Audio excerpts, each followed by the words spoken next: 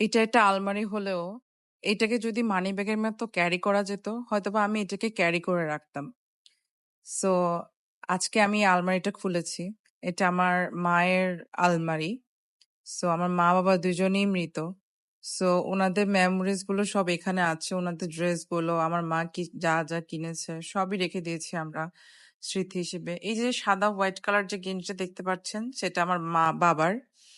বাবা এটা সবসময় পরতো, আর এটা থেকে বাবার গায়ের স্মেল পাওয়া যায়। আর যে জামাটা আমি হাত দিয়ে রেখেছি, এটা আমার মায়ের লাস্ট ঈদের জামা ছিল, যেটা পরা হয়নি আমার মায়ের।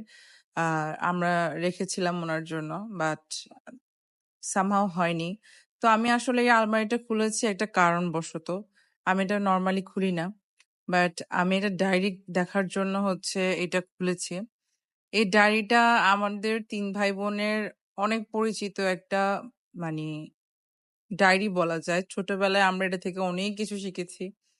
শিখেছি বলতে, যখনই স্কুলে কোনো অ্যানুয়াল ফাংশন হতো, আব্বা এটা থেকে আমাদেরকে হচ্ছে গান শিখাতো।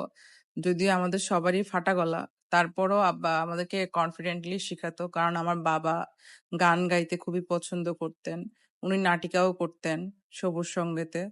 তো আব্বার এই যে এই ফুলটা আঁকা আমি ছোটবেলা থেকে আমার অনেক ফেভারিট ছিল।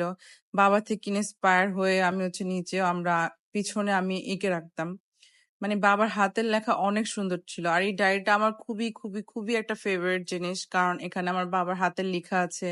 বাবা যখন খুবই ইয়াং ছিলেন, বাবার মনে কি ছিল না ছিল সবই এখানে লিখতেন। মানে ডিটেলস লিখতেন না, বাট উনি লাইন্স গুলা লিখতেন। সেখানে অনেক মানুষের গানগুলো মানে লিখা আছে। আবার নিজের থেকেও কিছু কথা বাবা লিখেছে। দেখেন, এখানে বলা আছে, কথায় বলে মেয়েদের মন বোঝা যায়, মেয়েদের মন আর কুয়াশার পানি একই কথা। এগুলো সবই আমার বাবার নিজের থেকে লিখা।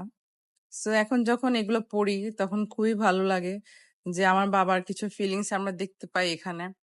সো এইটা ছোটবেলা থেকে এই ডায়েরিটা আমার অনেক ভালো লাগতো। আর সবসময় এটার প্রতি আমার অ্যাট্রাকশন থাকতো যে এটা দেখবো, এটা নিবো, ওটার মধ্যে লিখবো। এই যে আমার বাবার হাতের লেখা আমার কাছে খুব ভালো লাগতো। আব্বা অনেক অনেক অনেক গান লিখতেন, এখানে লিখে রাখতেন। যেহেতু তখন এরকম মোবাইল অ্যাভেলেবেল ছিল না, জাস্ট ক্যাসেটেই চলতো গানগুলো। তো বাবা এগুলো বেশিরভাগই লিখে রাখতেন। আর এখানে একটা গান আছে যেটা সবসময় আমাকে আমার বাবা যে কোনো সময় এই গানটা শিখাতেন। আর আমার ভাই এই গানটা নিয়ে সবসময় আমার সাথে হচ্ছে মজা নিত। আমি দেখাচ্ছি। আর আব্বা হচ্ছে রেসিপি খুবই লিখে রাখতে পছন্দ করতো, বিকজ আমার বাবা অনেক ভালো রান্না করতো। সো এখানে সবকিছুর রেসিপি তিনি দিয়ে রেখেছেন, লিখে রেখেছেন, হয়তোবা কোনো পত্রিকা থেকে। আর আমাদের বাসায় বেশি আচার বানানো হতো, সো এই আচারের রেসিপিও কিন্তু লিখা আছে। সো আমি এগুলা ঘেটে ঘেটে দেখছিলাম। আর আমার বাবার হাতের লেখাগুলো আমি দেখছিলাম বিশেষ করে। আর এখানে এই যে এই গানটা, এই গানটা আমাকে সবসময় গাওয়ানো হতো। এই যে কই গো কই, আমার বকুল ফুল কই। আর আব্বার এই ডায়েরিটাই সবচেয়ে বেশি মূল্যবান আমার জন্য এখন।